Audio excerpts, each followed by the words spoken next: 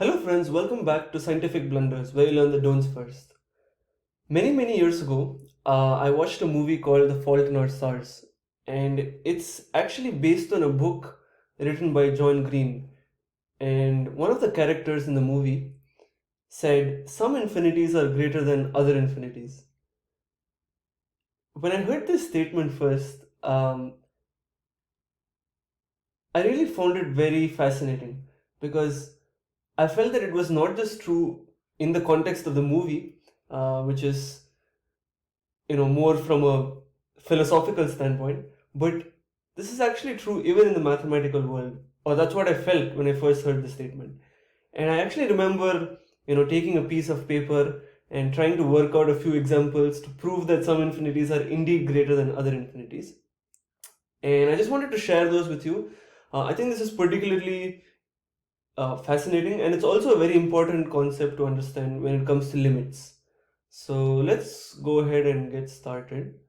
So the first problem we're going to look at is, what is the limit as x tends to infinity of x over 2x plus 1? Alright, so as x gets larger and larger, the numerator is going to tend to infinity, correct?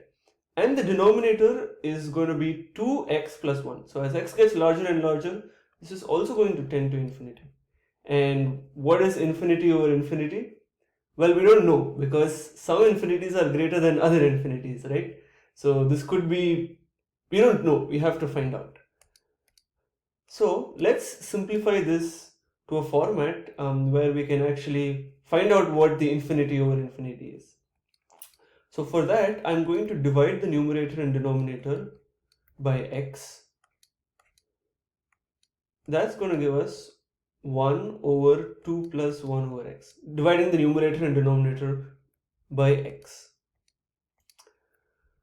Now, as x gets larger and larger, 1 over x is going to tend to 0, right? Which means, on the whole, this expression is going to tend to 1 over 2. Right? So this is very simple, very straightforward, right? But the beauty to be appreciated is that even though the numerator was tending to infinity and the denominator was tending to infinity, some infinities are greater than other infinities. In this case, the denominator was a larger infinity than the numerator, alright? Which is why, as x gets larger and larger, this tends to a number that's less than 1, or precisely half. So hope that gives you some sense of how true this seemingly comical movie statement is, but I think it's actually true even in the mathematical realm. The second problem we're going to look at to see if this statement is always true is, what is the limit as x tends to infinity of x squared over 4x plus 2? So again, I like to do the same exercise. As x gets larger and larger, x squared is going to tend to infinity. And as x gets larger and larger, 4x plus 2 is also going to tend to infinity. So what is infinity over infinity? Well, we don't know, because some infinities are greater than others. So let's simplify this to a format where we can, similar to what we did earlier, just plug in x and find the answer. So for that, let's divide the numerator and denominator by x squared. So this is going to be 1 over 4 over x plus 2 over x squared. Okay, so as x gets larger and larger, 4 over x is going to tend to 0, right? 4 over something that's getting larger and larger. And 2 over x squared is also going to tend to 0, right? So as x gets larger and larger, we are dividing by 1, we're dividing 1 by a number that is getting smaller and smaller and smaller, that is tending to 0, right? And what is that going to be? Well, that, my friends, is going to tend to infinity, right? So this, again, we are not very rigorous mathematicians, so I'm just going to say equal to infinity. Okay, maybe a mathematician might say, well, something can never equal infinity, can only tend to infinity, but let's not worry too much about the technical details here. But the point is, as x gets larger and larger and larger, the denominator is going to get smaller and smaller and smaller, and it is going to be slightly positive, right? So 1 over a very small but slightly positive number is going to tend to plus infinity. And we could have observed that just by looking at the expression here. X squared tends to grow quadratically, while 4x plus 2 grows linearly. So this is going to grow much faster. So on the whole, this thing will tend to infinity. So again, very simple. All of these are very simple problems, but the beauty to be appreciated is that even though the numerator was infinity and the denominator was infinity, the infinity in the numerator was greater than the infinity in the denominator, which means on the whole, this expression tends to infinity. So hope you're getting a sense of why I found this fascinating. Even though it sounds like a very simple, silly movie statement, but I think it's very, very interesting to analyze it from a mathematical standpoint. So the third problem we're going to look at is, what is the limit as x tends to infinity of x squared over 2x cubed plus 3? So the same old exercise. Apologies if this is boring, but this is actually the thought process that I recommend. Always start from first principles. So the numerator tends to infinity, the denominator also tends to infinity, but some infinities are greater than other infinities. So we don't know what that's going to equal. So let's divide the numerator and denominator by what shall we divide it by? Let's divide it by x squared. So this is going to be 1 over 2x, right, plus 3 over x squared.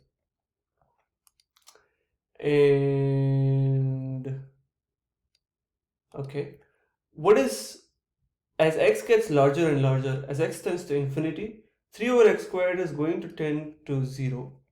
2x is going to tend to infinity, right? Something that's getting larger and larger plus something that's getting smaller and smaller but still positive, right, is still going to get larger and larger. So on the whole, the denominator is going to tend to infinity, and 1 over a large number, a large positive number, is going to equal 0. Again, not being very rigorous about whether it's equal 0 or tending to 0, not worrying too much about those technicalities that in my opinion are not so important at this level.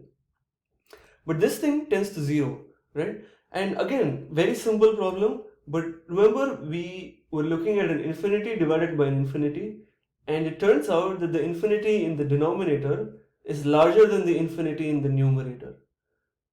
And again, this grows quadratically while this grows cubically, so this is going to grow much faster for the same increase in x. So this thing will tend to 0. But the fascinating thing is, here we observe that the denominator grew linearly and the numerator grew linearly. And so even though the denominator's infinity was larger, this thing tended to a finite number. However, now we have a cubic term in the denominator and a quadratic term in the numerator. So this thing tends to 0. Fascinating, right? I hope you found it fascinating just like I did. Let's do one more problem that is more interesting than the first 3 problems that we just saw. What is the limit as x tends to infinity of sine x over tan x? So as x gets larger and larger, what does sine x tend to? Well, sine x is a sinusoidal wave that's oscillating between minus 1 and 1. So as x tends to infinity, sine x is going to be tending to some number between minus 1 and 1. We don't know, it keeps oscillating, but it has to be in between this. Tan x, on the other hand, as x gets larger and larger, tan x, if you recall the graph, it converges asymptotically, right? Or it grows asymptotically as x tends to an odd multiple of pi by 2. So that means tan x can take the entire range of real numbers, right? So it could be any number between minus infinity and infinity. So the numerator tends to some number between minus 1 and 1. The denominator can take any real number. So we don't really know what this is going to converge to, right? So now we're not dealing with the problem of infinity over infinity, but again we're dealing with the problem of indeterminacy, if such a word exists. So let's rewrite this in a format where we can simplify it. So this is going to tend to the limit, or this is equal to the limit as x tends to infinity of sine x over tan x is nothing but sine x by cos x, right? So the sine x will cancel, which means this is going to equal to the limit as x tends to infinity of cos x. And what is the limit as x tends to infinity of cos x? Well, cos x is just like sine x, correct? It is going to keep oscillating between minus 1 and 1.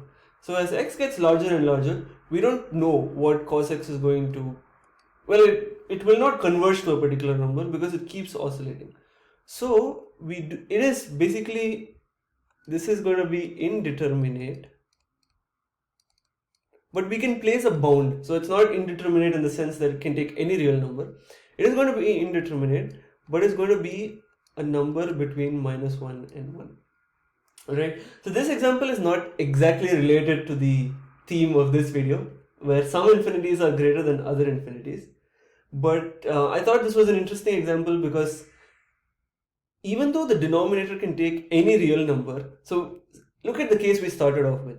The numerator can take any real number between minus 1 and 1.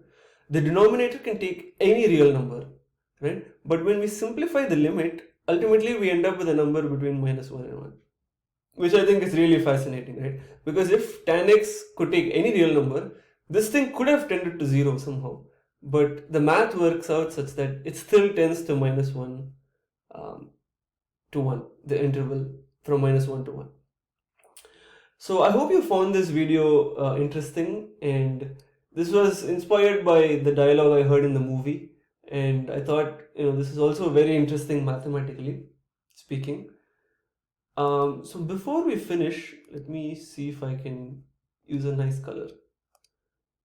Okay, so before we finish, let's stick to the classic black.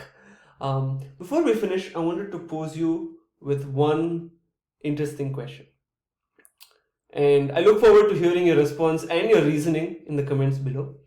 Let's consider two sets. One is the set of all real numbers, which is typically denoted by the R with a double line. And let's look at another set, Q, of all rational numbers.